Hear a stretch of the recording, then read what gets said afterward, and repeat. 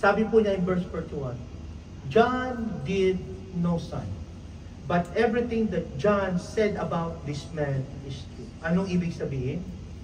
The writer is putting on Jesus the spotlight. Si John, ang ministeryo niya is ituro ang Panginoong Jesus. Tama po ba? Preparing the way to the Lord Jesus. He's putting the spotlight on Jesus, not on himself. In other words, John's ministry is not about talking about himself. He's not trying to impress people. And he was not after fame and glory. He threw the spotlight utterly to Jesus, pointing to Jesus. The center of the story is Jesus.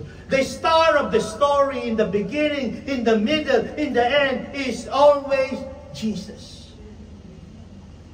And he has this mindset. Ganun po, no? Parang may ministeryo po tayo, is never about us.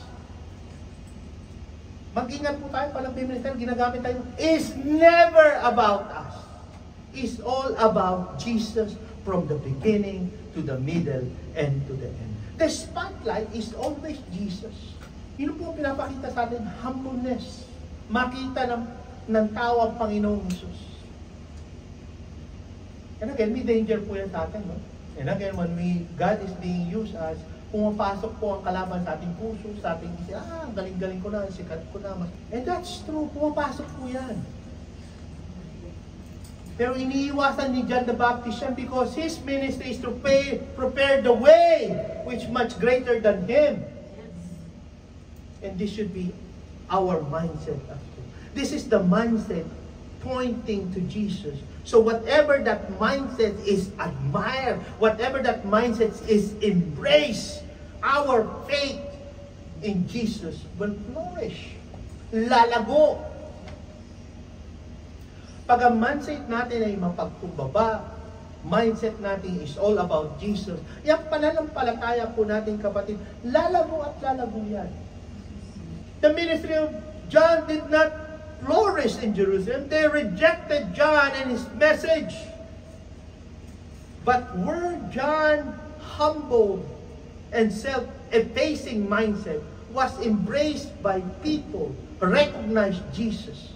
And these people heard the voice of Jesus because they were the sheep of Jesus. And as I read them, pray, nalangin po tayo sa ating sarili, that we would love this humble mindset, that it would be ours, and that our heart will be the good soil where faith in Jesus spring up and keeps on growing.